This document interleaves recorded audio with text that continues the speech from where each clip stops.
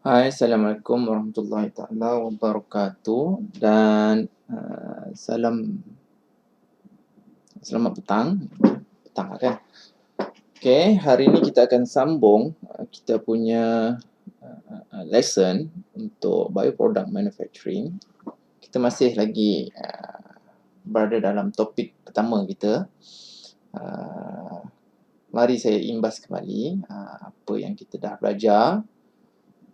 Kita dah belajar apa itu maksud manufacturing. Kemudian, manufacturing boleh dibagikan kepada dua term, as a technical process and also as a economic process. Okay, and also this is what we call as manufacturing. There's a whole term there, not term, there's a whole department that involved in manufacturing. Of course, this is very detailed one. You can have a combination of them, of those items, to have one department. So that we call it as a manufacturing. And manufacturing need all this. Okay, need all this manufacturing, need all this. Either you want to make a product, a simple one to the hardest one. For example, a simple one to make a cake, you need the purchasing. Of course, kalau you buat kecil-kecilan, purchasing is yourself lah. Kemudian machinery and tooling, macam mixer you dengan tooling dia punya mata blade dia tu. Kemudian proses planning, untuk buat cake you tak perlukan satu plan yang besar kan, you hanya plan yang kecil-kecil saja. Material and product design, all the rest. That's for a small example, a small bakery ataupun small cake producer. Sama juga dengan kereta producer, manufacturing producer. Okay, ini adalah department-department ataupun komponen-komponen yang penting supaya satu-satu manufacturer tu wujud, okay, dan boleh pasarkan dia punya produk dia. If you still remember, this is our end slide. So this is the next slide, which is manufacturing activity must be responsive to several demands and trends. Let me read through the slide. For example, a product must fully meet design requirements and specification. Okay, kalau satu-satu produk, you need or must fully meet the design requirement. Kalau you nak design sebagai contoh pen, you design pen. You tak design satu pen yang begitu besar sehingga susah untuk dipegang. Okay, you must design something yang betul-betul boleh dipegang oleh siapa yang nak pegang. Sebagai contoh, manusia lah yang nak pegang. So size, diameter pen ataupun pensel tu mesti bersesuaian. Okay, kan you pernah jumpa kan, masing-masing pernah jumpa pen yang bersaiz besar sebegini. So kalau besar tu you boleh bayangkan lah, dia besar lah, susah lah orang nak pegang dia. Tapi demand dia macam mana? Adakah dia mengikut demand? Kalau pada satu saat tu mungkin satu dunia ataupun satu Malaysia cukup lah. Semua memerlukan ataupun trending lah menggunakan pen yang sebesar macam ni, besar dia sebesar macam ni. So you bayangkan lah. So it meet the design requirement based on trend. Then it also based on demand. But in comfortability, dia tak comfort lah kalau you nak menulis dengan pen yang sebesar itu saiznya. Kemudian manufactured environmental friendly and economical method. Okay, untuk satu-satu manufacturing activities, you must consider on manufacture environmental friendly, sebab you akan produce waste. Sebarang manufacturing product, you kena fikirkan, you akan produce waste. For example, nak buat roti canai, apa waste yang you hasilkan? Minyak kan? Okay, minyak tu you kena fikir, adakah dia environmental friendly? Sama juga dengan produk tu jugalah, adakah dia environmental friendly? Okay, kek, waste dia kat minyak, tapi waste yang selepas digunakan, maksudnya kek yang dah siap tu, waste dia kat mana? Tak adalah kan, dia jadi najis je lah kalau you dah makan. Tapi waste yang tak boleh digunakan ataupun yang tak boleh dimakan ialah minyak tu lah. So dia mesti kena consider on the environmental friendly. Kemudian economical method, you kena consider for one product, you kena consider macam mana nak buat dia secara ekonomik. Barulah dia tu disifatkan sebagai responsive to demand and trend. Okay. On the third one is quality is built in each manufacturing stage. For example, you buat apa tadi saya beritahu, air, susu yang dikotakkan lah, pasteurized kan. This stage you nak isi air dia sampai beberapa liter. Kemudian second stage you nak seal dia. Kemudian third stage you nak masukkan dia dalam kotak. Ni nak buat susu kotak lah ni. Kemudian start stage tu, quality must be built in kat situ. Okay. Sebagai contoh, quality susu kotak tadi pada first stage, apa quality yang you perlu kena jaga?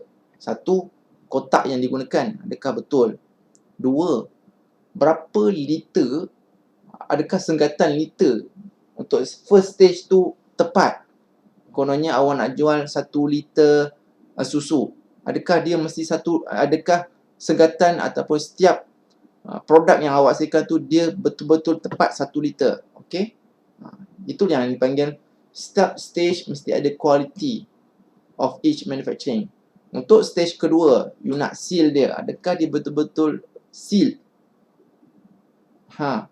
So ini adalah satu manufacturing process yang you kena pastikan, di mana setiap proses must be built in with quality. Okay. Kemudian production method must be flexible to respond to changing market demand, types of product, production rates and delivery time required. For example, market demand. Market demand. Ada tak awak perasan satu-satu produk tu dia dikeluarkan mengikut market demand? Ada kan? Sebagai contoh, burger Prosperity dari McDonald. Dia adalah seasonal product. Hanya Hari Raya Cina saja burger tu, Prosperity burger tu dihasilkan kan, dijual oleh McDonald. Jadi production awak nak buat Prosperity burger tu mesti flexible. Okay. Sampai season berikut ataupun season Chinese New Year, you nak buat Prosperity burger. So you punya layout ataupun production tu boleh fleksibel, boleh hasilkan benda yang mengikut season, benda yang dihasilkan untuk mengikut season. Itu satulah, mengikut market demand. Kemudian type of product, for example Prosperity burger tu panjang sikit kan, dia macam oblong kan. Kemudian dia berbeza dengan burger-burger yang biasa dijual dekat McD tu, yang berbentuk bulat tu kan. So awak punya production, kalau nak consider satu manufacturing, dia mesti flexible untuk pelbagai jenis type of product. Produk yang saya beritahu tadi lah, macam burger tadi, ada yang bentuk bulat, ada yang bentuk panjang. So, you punya manufacturing ataupun production tu you mesti flexible. Kalau hari ni nak buat batch production untuk patty burger yang berbentuk oblong tu, no problem. Production facilities you boleh support. Kemudian orang yang mengendalikan dia pun boleh support, no problem. Itu adalah pengendalian daripada type of product. Juga production method ataupun flexible tu yang diconsider ialah production rate. Adakah you punya line tu boleh support dalam 100 produk per hour? Boleh tak? Sebab ia semuanya depend on demand and trend kan. Kemudian delivery time required. Ni of course lah, you kena flexible. Kemudian new development in technology and managerial activity must constantly evaluated. Ni of course, teknologi yang terlibat dalam you punya manufacturing. Kalau you nak cerita buat roti canai sebagai contoh, you nak pakai satu mesin, you kena pastikan you punya teknologi tu boleh menjimatkan pengusaha ataupun you sebagai manufacturer sendirilah. You nak buat roti canai beku kan, you gunakan satu mesin automation nak buat roti canai. Okay, so you gunakan mesin tu lah yang berada teknologi. So bila teknologi tu semakin cepat dan semakin ke hadapan, mesin-mesin yang awak gunakan pada 10 tahun yang lepas, sekarang ini dia adalah ataupun dia tidak lagi membawa profit kepada pengeluaran roti canai you.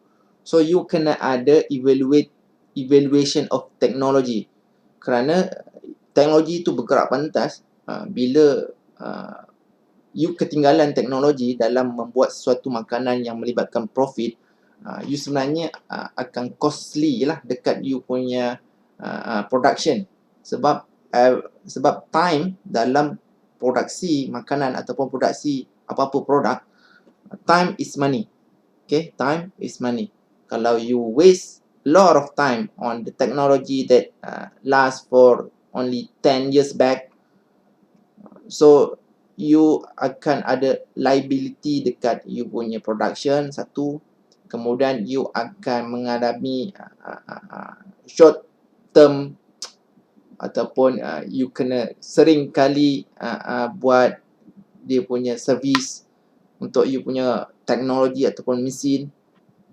Sama juga dengan you punya managerial activities. Macam mana you nak manage you punya barang-barang. You kena evaluate tu. Sentiasa evaluate lah. Constantly evaluate. Okay. Seterusnya, manufacturing activities can be model to study the effect of factors and product quality and cost. For example, point yang ini, manufacturing activities can be model to study the effect of factors and product quality and cost. For example, dulu saya nak cerita pengalaman saya lah. Masa saya dulu bekerja di Panasonic. Sama juga dengan semua jenis manufacturer. Bila dia dah produce satu-satu barang ataupun TV sebagai contoh, pengalaman saya lah. Bila dia start produce first batch TV, contoh first batch tu around 1000 unit, 1000 unit. Kemudian kita ada satu kumpulan ataupun satu group, dia masih di dalam R&D jugalah. Satu group ni dia akan try to find the product quality and try to lower the cost.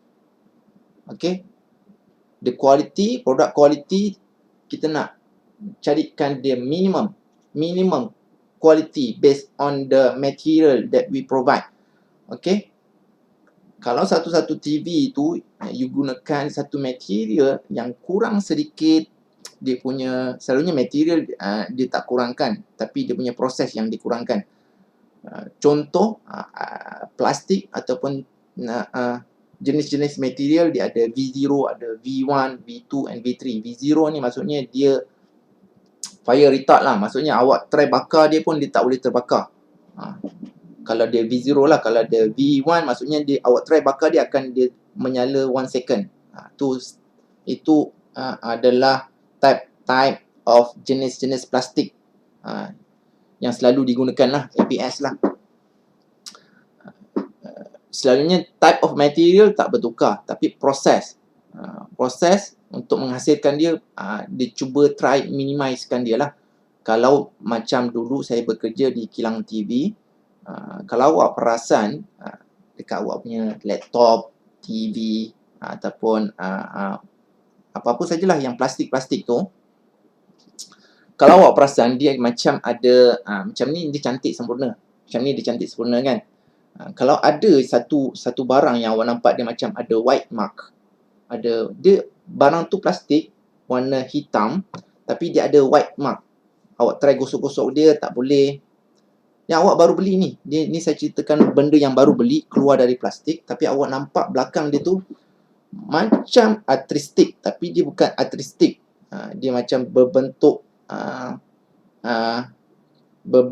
white lah. Ada kesan-kesan macam asap. Kesan-kesan asap dekat you punya sampel ataupun you punya tak kira apa barang plastik yang you beli. Itu dipanggil defect sebenarnya. Itu dipanggil defect dalam plastik molding, injection molding. Itu dipanggil defect. Kita panggil white mark lah. Ataupun dekat plastik juga, awak nampak dia punya kat sebelah tepi-tepi dia, selalunya barang-barang dari China lah, you akan nampak dia akan terlebih-lebih sikit kan. Dia punya plastik-plastik dia tu. So you kikis pakai kuku, dia akan hilang lah selalunya benda tu. Itu dipanggil burr. Okay.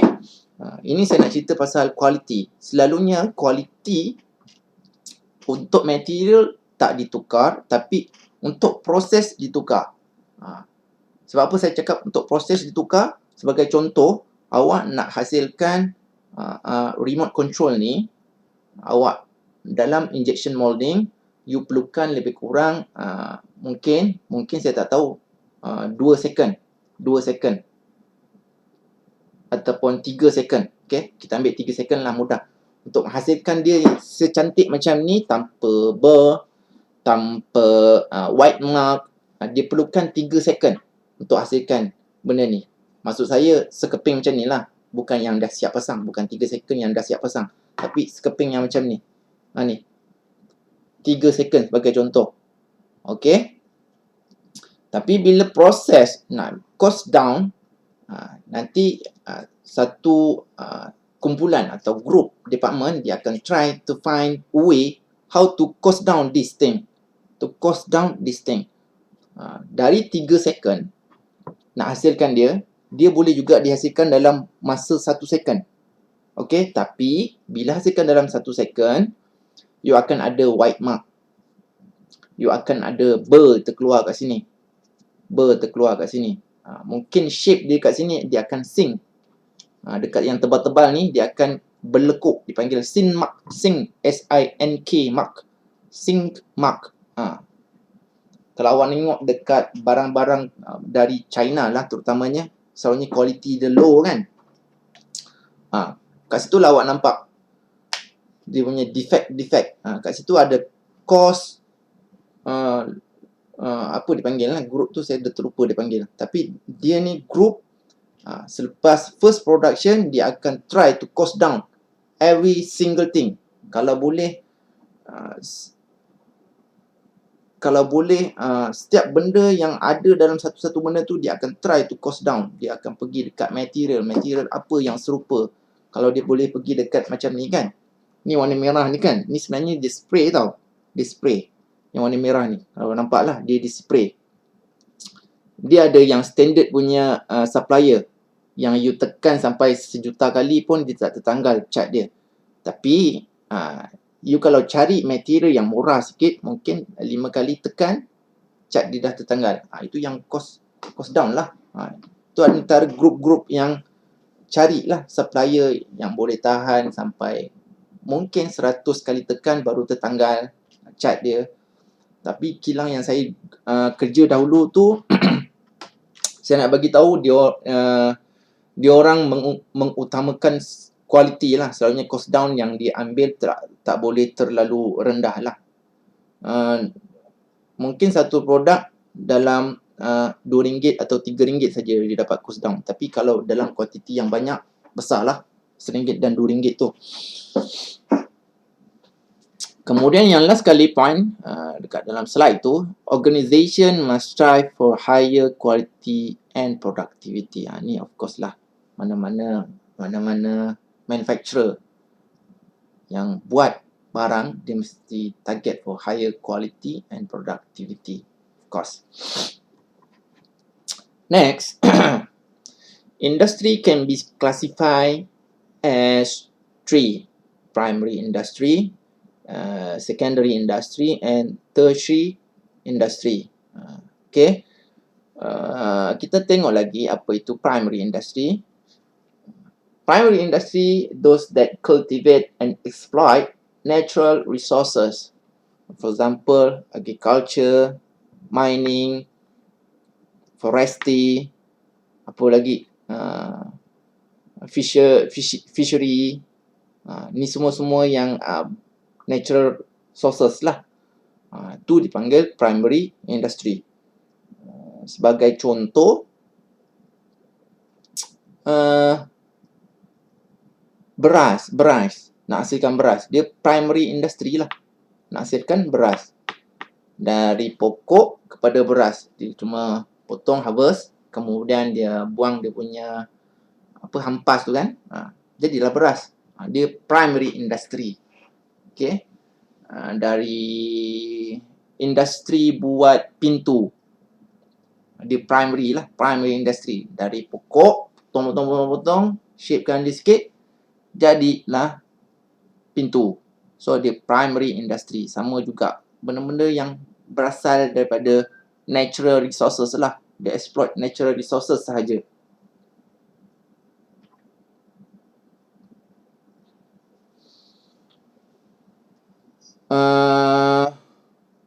Untuk secondary industry, you can have a look at tepung sebagai contoh. Okay, tepung. Selalunya dia output from primary industry. Secondary industry ni macam tepung lah.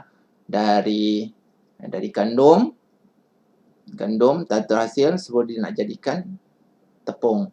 Gandum tu masih primary industry. Nak hasilkan dari gandum. Dari pokok pergi ke gandum, tu primary industry.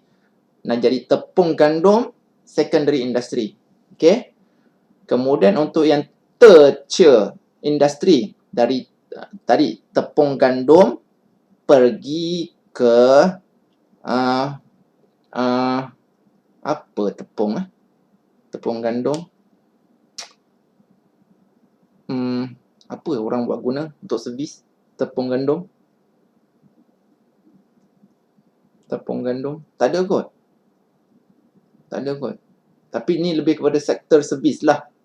Tertiary industry of the economy.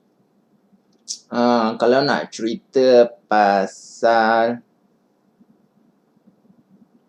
apa yang jual kek tu, tak lupa lah. Tak apalah. Tapi dia bukan tertiary industry lah. Dia lebih kepada service sector. Okay, nanti kita tengok apa contoh-contoh primary industry, secondary industry dan tertiary industry.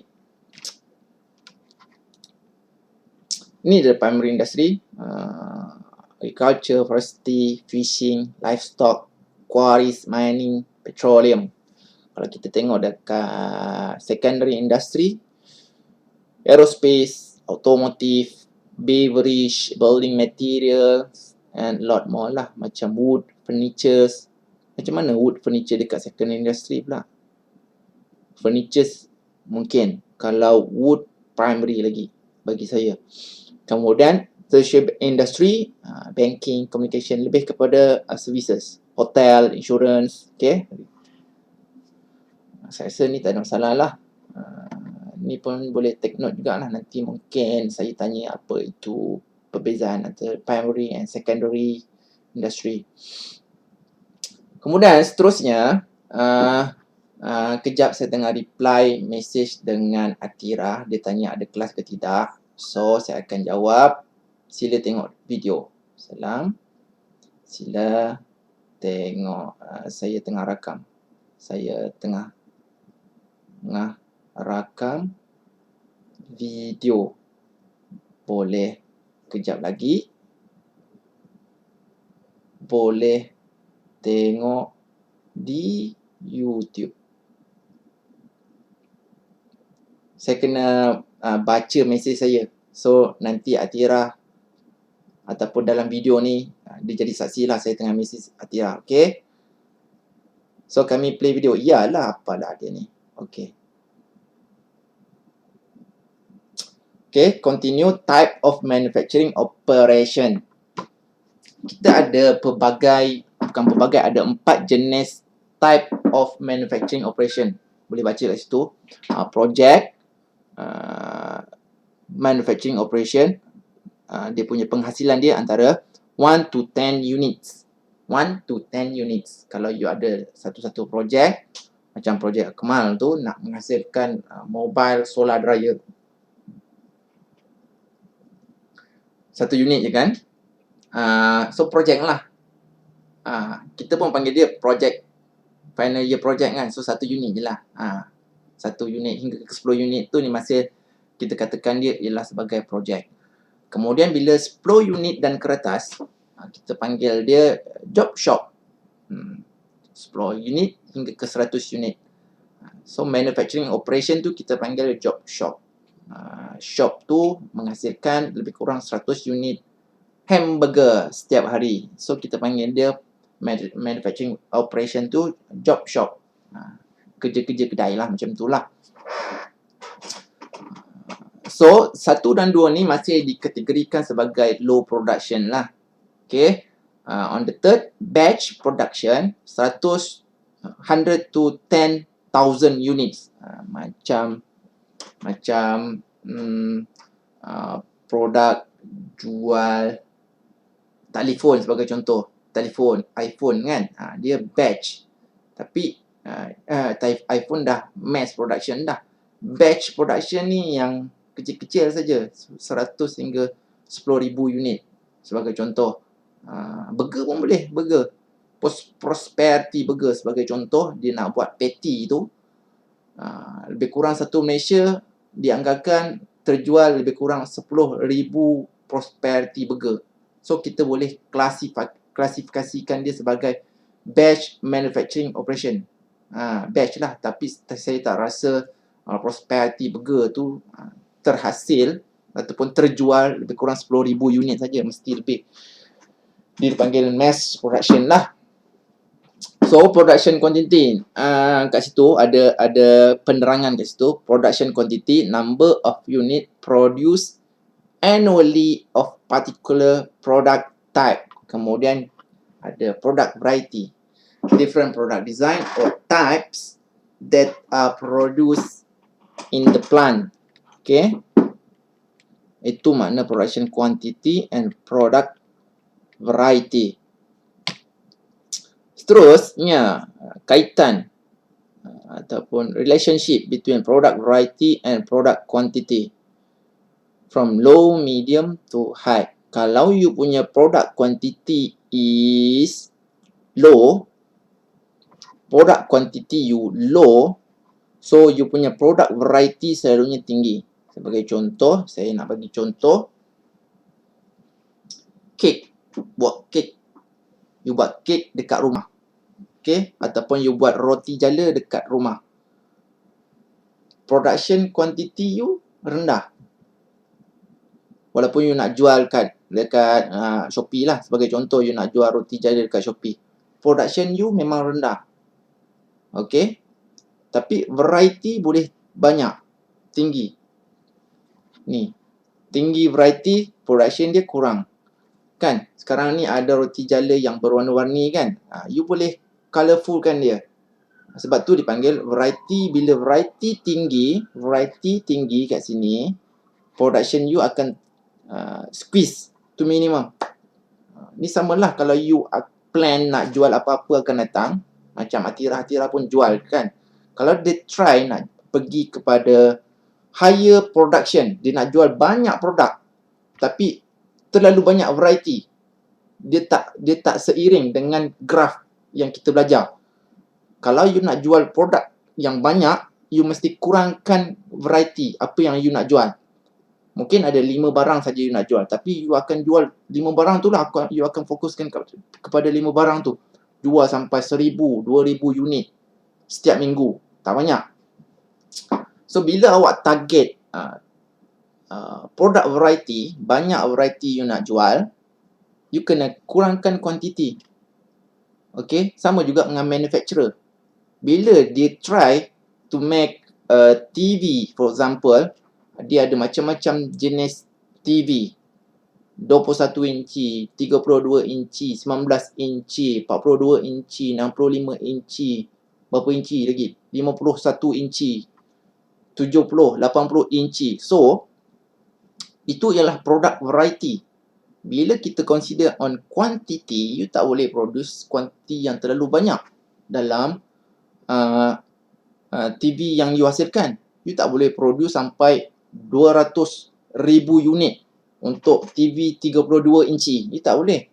Sebab setiap tahun kita nak ada satu pembaharuan. Kalau macam teknologi ni setahun dah mati dah. Macam telefon kan, iPhone. iPhone tu setahun, mula-mula iPhone 4. Lepas tu 4S. Lepas tu 5, 3. Tu beza antara 4, 5 tu bezanya hanya setahun. Sama juga dengan TV, sama juga dengan barang-barang. Bila you nak try to catch up with variety dan produk quantity yang terlalu banyak, you akan mengalami satu masalah. Itu quality. Saya cerita pasal quality, bukan quantity lagi, tapi quality. Sebagai contoh, Atira dijual barang apa? Apa? Bukan Kela kan? Apa? Saya dah terlupa apa nama produk yang Atira jual. Dah macam tak jual, dia tak nampak pun dekat dia punya Facebook dia tu. Facebook. Dia punya WhatsApp dia. So, kalau Atira try nak jual banyak quantity dan banyak variety, so kebarangkaliannya yang tinggi ialah Atira akan silap menghantar barang tu kepada customer. Silap barang ataupun terlupa nak masukkan barang. Contoh dia beli pelbagai lah jenis-jenis. Dia beli alat-alat makeup tu kan, terlupa satu berus ke, tapi sebenarnya berus di dalam satu paket kan. Adalah, tapi you akan hadapi quality. Okay, you akan menghadapi quality bila you try to reverse this. Produk quantity you banyak, kemudian produk variety you pun banyak. You akan masalah kat quality. Okay, dapat saya punya point kat situ. Saya harap boleh lah. Ni contoh antara produk volume, produk quantity lah ni. Quantity dengan produk variety. Selalunya produk variety bila dia 1 hingga 10 unit dipanggil project. Dia hanya low product volume sajalah. Low product volume. Kalau job shop 10 hingga 100 unit, batch 100 ke 10,000 unit, dan mass 10,000 ke atas lah. Ini ialah dia punya explanation on type of manufacturing operation. Untuk project tadi yang low production, 1 to 10 saja. You boleh baca kat situ. Product position remain stationary during manufacturing process. Kemudian size, weight, location of the product, dia remain. Produk tu remain. Sebagai contoh, awak buat kek tadi. 1 hingga 10 unit saja setiap hari. Awak buat 1 hingga 10 unit saja satu hari. Bila awak buat 1 hingga 10 unit je satu hari, kek, sebab ambil contoh kek, awak tak passing kek yang awak buat tu pergi kepada orang sebelah. Faham tak maksud saya? Kek awak tu akan sentiasa stationary. Di tempat yang sama, you ambil lah apa icing ke, dia punya apa lagi lah, awak nak buat kek macam-macam kan. Icing, tepung. Icing tu dah last dah. Tepung at least kena ada air. Tapi mixer, semuanya kat satu tempat. Kat satu meja, awak ada satu meja je kat rumah. Godek lah apa tu sampai jadi satu kek. Kek. Ni saya cerita pasal projek. Tapi bila awak buat kek 10 unit ke atas, 10 unit ke atas, mungkin awak perlukan bench ataupun station untuk passing. Apa selepas kek kan, mula-mula awak bancur dia dahulu. Lepas bancur, awak passing dia kat sebelah sini. Okey, yang bancur ni dia try to uli dia. Mana ada uli? Dia sejukkan kan? Dia sejukkan. Dia letak dalam tupperware. Dia letakkan tupperware nak kasih dia shape. Dia tuang, kasih jadi shape. Selepas dia kasih shape, dah sejuk apa semua, kemudian letak icing kat tepi-tepi dia kan. Mungkin at least awak perlukan 4 stationery, 4 station untuk buatkan dia 10 hingga ke 100 unit dalam satu hari. Kita panggil dia kita panggil dia apa? Lupa saya. Job shop. 10 hingga 100 unit satu hari. Awak mungkin perlukan 4 station. Tapi untuk projek, 1 station saja awak perlukan, dan apa mesin semuanya common dekat satu tempat tu. Sebagai contoh kat sini, materials, people, machinery are brought to the product or the product side. Okay. Kemudian projek ni biasanya dia based on customer specification. Macam kek tadi. Kek tu awak dapat daripada tempahan daripada mak yang anak dia 10 tahun. Dia nak ada traktor kat atas tu. Dia nak ada jengkaut kat atas tu. Kemudian ni anak dia yang satu. Kemudian anak dia yang lagi satu, perempuan pula. Dia nak ada Elsa kat atas tu. Macam-macam lah. So dia ni based on customer specification. Tu jelas jenis projek lah. Awak boleh tengok kat situ example. Buat bridge. Semua orang kan, dia projek nak buat bridge. Bridge tu satu je lah. Kemudian orang-orang yang berkemahiran, dia punya material semuanya pergi ke arah situ lah. Kemudian sama juga nak buat building construction. Nak buat apa-apa lah building. Semua orang pergi kat situ, mesin dibawa kat situ. Projek ataupun produk tu stationary. Kat situ saja, dia tak bawa ke mana-mana.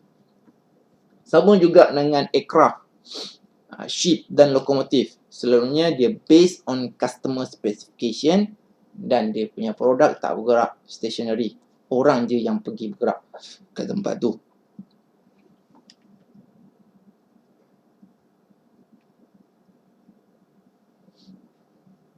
Kemudian job shop. 10 hingga 100 unit.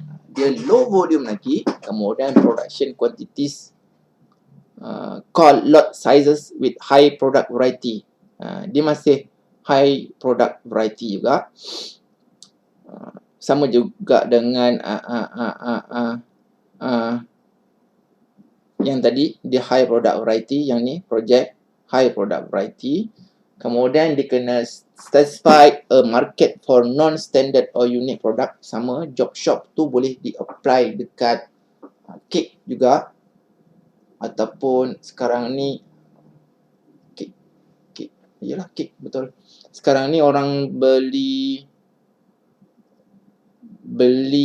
sesuatu yang tak mengikut standard produk. Apa yang orang beli sesuatu tak ikut standard produk? Kalau awak beli boba apa benda, IT Life tu kan, dia mengikut standard produk juga, tapi dia based on product variety. Kan? Ada yang nak minta signature make, ada yang nak minta macam-macam lah, ada yang nak minta boba lebih sikit. Tapi dia masih standard, dia masih dalam standard. Job shop ni lebih kurang pada benda-benda yang mengikut buat baju sebagai contoh. Buat baju mesti nak ikut size kan. Nak raya pula ni ikut size. Ni antara job shop lah. You produce lebih kurang 10 hingga ke 100 unit per day. Kemudian layout dia, tadi stationery. You punya produk tu stationery. Kemudian untuk job shop layout, different machine with similar functional or processing capabilities are grouped together as department. Okay, sebagai contoh, you nak buat baju 10 hingga 100 helai satu hari. So, you ada department yang jahit ataupun potong baju saja. Yang potong baju saja. You ada department yang potong baju saja. You ada department yang jahit baju saja. Dah potong ni 5 orang potong, 5 orang menjahit, 5 orang lipat dan masuk kotak. So, ini dipanggil job shop. Job shop. You nak produce 10 hingga 100. So, dia punya produk tak stationary, tapi dia digrupkan mengikut activities yang boleh dibuat bundle. Contohnya macam baju, you perlukan potong kan. Nak potong bentuk-bentuk dia ni, you perlukan satu variety mengikut size. Tapi dia boleh digrupkan dalam satu grup. Itu dipanggil department potong baju, department jahit baju. Jahit pun sama, jahit di bahagian collar. Kalau ada 5 orang, mungkin satu kat lengan, satu kat badan yang jahitnya, satu kat collar. Samalah dengan yang lipat tadi, department lipat dan masuk dalam kotak. Dia mesti ada, kalau contoh 3 orang pekerja dekat shop awak. Satu lipat yang S size, masukkan dalam kotak S, kan? Satu lipat yang M size, kemudian masukkan dalam kotak M. Dan berikutnya, kalau awak lihat kat sini seterusnya, kalau awak nak buat satu-satu pekerjaan ataupun produk yang mengeluarkan produk 10 hingga 100 unit satu hari, awak memerlukan required high skill labor. High skill level labor. Kemudian sebab dia nak to operate variety of equipment. Okay. Sebagai contoh, tadi saya cerita pasal nak buat baju kan. Kalau awak ada satu job shop 10 hingga 100 helai baju nak buat satu hari, you tak boleh hire sampai 15 orang. You mesti hire 5 orang saja. You tak hire sampai 15 orang.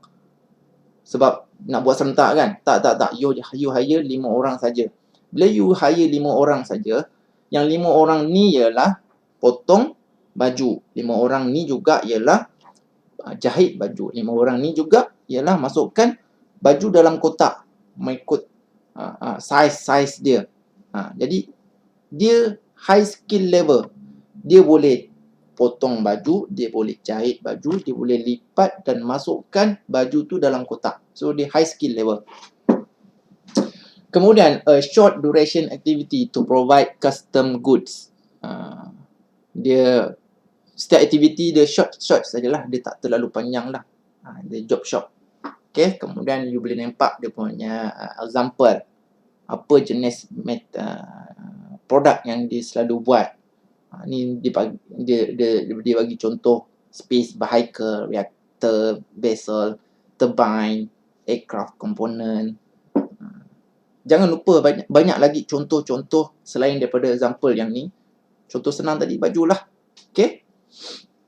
Baju, seluar, underwear, macam-macam. Kemudian batch production. Produce or process any product in group which is called as batches. You can read through, can produce a variety of product opposed to continuous production process or one-time production. Macam burger tadi, burger yang saya cerita, prosperity burger tu yang keluar seasonal saja kemudian dengan ayam KFC, kan ada yang macam-macam kan. Bila Indian punya perayaan je, dia ada keluar. Chinese punya perayaan dia ada keluar. Melayu punya perayaan pun dia ada keluar. Dia seasonal lah, seasonal item. Itu dia boleh dipanggil batch lah. You perlukan production, batch production. TV pun sama. Dia perlukan batch production. Radio, TV, komputer, all those yang tak terlalu besar lah. Dia punya production dia. Kita panggil batch production. Kat sini tulis similar standard item made periodically in batches. Bakery, pens, hand tools. Sebagai contoh, you ada kilang nak buat roti. You rasa-rasa kilang Gardenia sebagai contoh. Kilang Gardenia terlalu besar. Tapi kalau dilihat bagaimana dia bermula untuk menghasilkan batch production of roti, dia tak ada mesin yang begitu banyak lah. So mesin-mesin yang digunakan tu, dia akan try mengikut variety. Kemudian dia boleh gunakan hand tool yang sama untuk setiap jenis variety of produk yang dikeluarkan. Sebab tu dipanggil batch production. Kemudian layout of machine, functional layout. Dia functional layout. Setiap layout ataupun setiap station dia berdasarkan layout of machine. Selalunya ni nanti kita akan belajar lebih lanjut lah macam mana nak susun layout. Kalau job shop, macam mana layout. You nak buat 100 unit satu hari saja kan. Kalau stationery ataupun project layout, satu cukuplah, satu meja ataupun satu tempat cukuplah. Sebab semua orang akan pergi ke satu tempat tu kan. Sebab projek yang you buat 1 hingga 10 unit saja satu hari. Kalau job shop, macam mana layout dia. Kalau batch, macam mana layout dia, layout of machine. Kalau mass production, macam mana pula layout dia. Yang tu kita akan belajar nanti. No problem. Kita akan baca, kita terus baca kat sini. Advantage and disadvantage of batches production. Dia reduce initial capital outlay due to a single production line can be used to several product. Machine can be used more effectively. Materials can be bought in bulk. Workers can specialize in that task. Dulu saya kerja kilang TV. Kita orang, saya ingat saya ada lebih kurang 2, 4, 6, ada 8 line. 8 line. Line ni maksudnya orang akan workers ataupun operators akan berdiri di sebelah berbentuk U. Workers tu berbentuk U lah. So dia ada 8 line lah. Kita panggil 8 line. Setiap line tu produce different type of TV. Okay.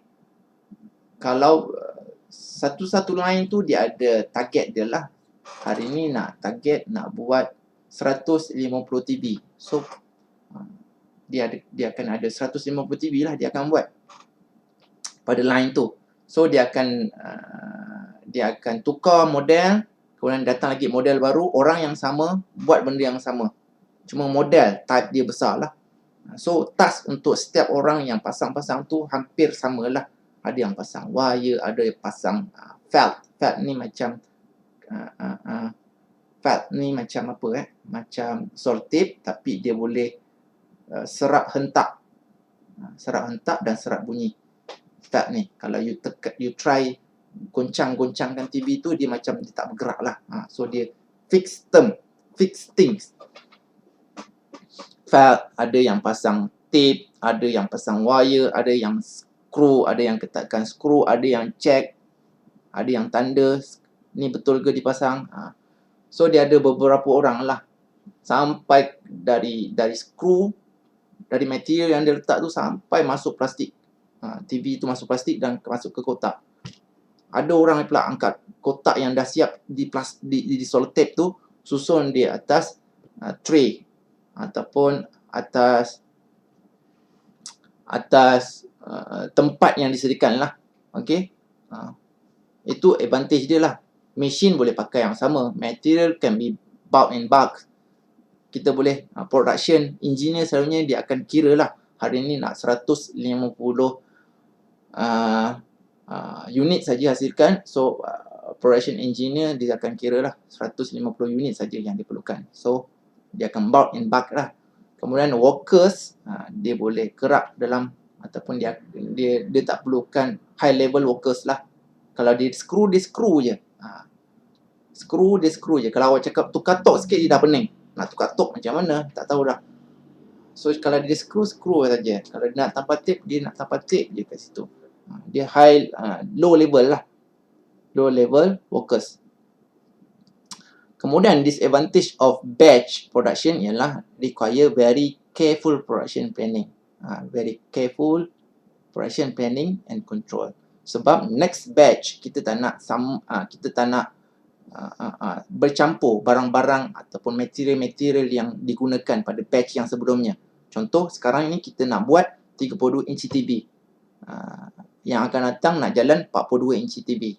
Mungkin skru untuk 32 inci hanya memerlukan 6 saja skru, back skru tu. Tapi untuk 42 inci kita memerlukan 8.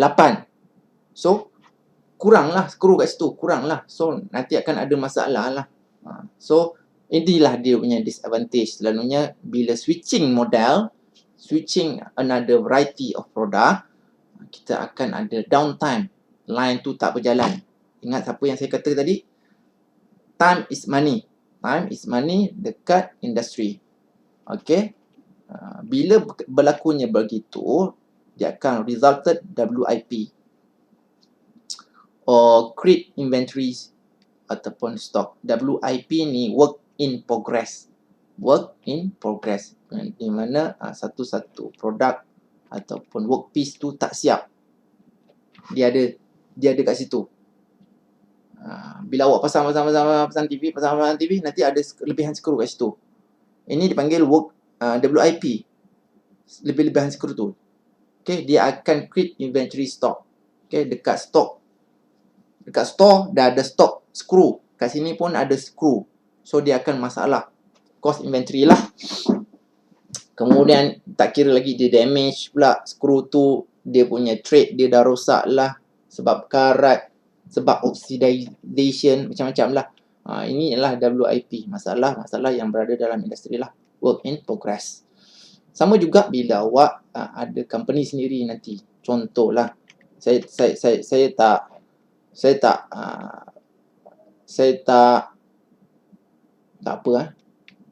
taklah cakap awak takkan ada company sendiri. Tapi saya percaya awak akan ada company sendiri, tak tahu siapa. Tapi benda ni akan berlaku walaupun awak tak ada company sendiri. Tapi bila awak kerja dengan satu industri, awak akan nampak WIP ni. Dia orang akan selalu gunakan perkataan work in progress. WIP lah. Dia tak panggil work in progress, tapi dia panggil WIP, WIP. Kita panggil WIP. Okay. So awak tahulah apa masalah dia. Ini adalah contoh batch production. Dia nampak kat sini ada seorang tu dia panaskan material saja. Raw material dia panaskan. Sebelum awak nak masuk ke shaping ataupun nak bentuk-bentukkan metal, awak kena panaskan dia dahulu. Kemudian ada orang yang masukkan workpiece ni ke tempat untuk shaping dia. Kemudian ada orang yang nak buat dia grinding kat sini, nak grinding dia. Kemudian ada yang nak buat basic machining, yang ni turning machine.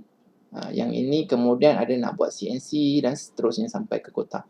Kalau awak nampak kat sini bench production, dia memerlukan kat sini 2, 4, 8 orang sampai ke kotak lah. 8 kotak, 8 orang. Semuanya di dalam line lah, berbentuk line. Bench production.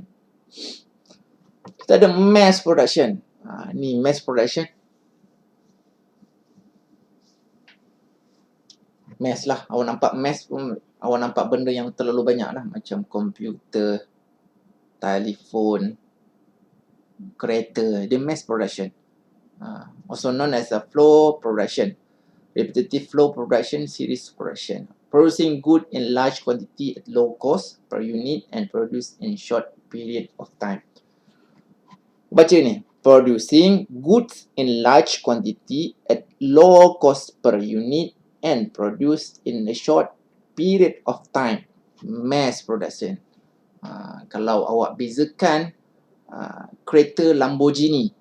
Kereta Lamborghini dia tak mass production. Dia mass lah, dia kira mass. Tapi dia by hand. Mass by hand. Dia dikira projek. Setiap satu kereta tu dikira projek lah. Dia tak panggil mass production. Sebab tu dia tak boleh jual dalam low cost. Boleh tak dia nak jual dalam low cost kereta Lamborghini?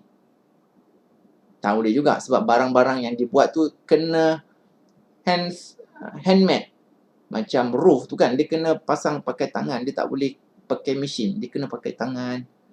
Nak buat dia. Sebab dia adalah carbon kan, carbon fiber. Carbon fiber bila nak buat bentuk shape tu, you kena ada layer by layer. So, dia kena by hand.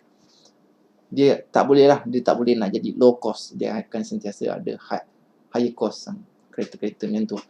Kalau kereta Proton Saga, Myvi, saya cerita produk lah ni. Ataupun Proton, Toyota, tu memang high quantity. Dia boleh jual dengan low cost. Memang sangat low cost.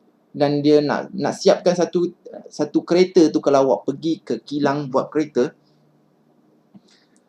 nak buat kereta sekejap saja.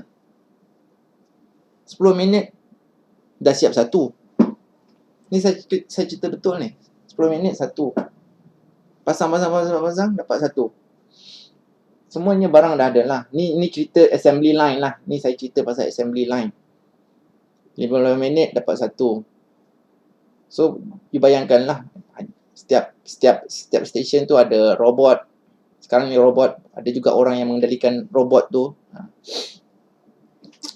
Baca kat sini. Involve fewer labor cost and faster rate production. Plant and equipment are arranged in flow line layout. Dia akan satu line saja. Selalunya. Line dia pun berputar-putar lah. Ada yang macam tu. Dia tak ada satu line sampai 1 km panjang dia, tak. Dia akan berpusing-pusing juga. Operation is done based on specific product and thus make the production control easily. Baca kat sini. Operation is done based on specific product. Kalau hari ni assembly line nak buat kereta Myvi. So, buatlah 100 unit Myvi. So, next time ataupun esoknya dia nak buat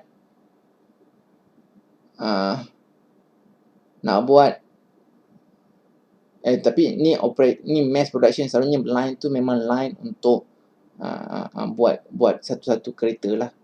Dia tak akan tukar-tukar jenis model lah. Okay. Workpiece is transferred automatically from one machine to another. Example, like bulb, refrigerator and TV. Refrigerator, mass production. Yalah, refrigerator boleh mass production sebab refrigerator dia punya teknologi dia tak terlalu laju. TV tak mass production. Dia panggil mass tapi dia masih dipanggil batch production. Seterusnya saya akan masuk lean production and agile manufacturing. Ini akan saya cover pada next class. Kelas saya sampai di sini saja untuk hari ini. Saya rasa ambil masa dekat 1 jam ke saya cerita ni. Anyways, don't forget to write your attendance yang sama. Full name, all capital letter. Kemudian bagi metric card dekat dalam Google Classroom kita. Okay.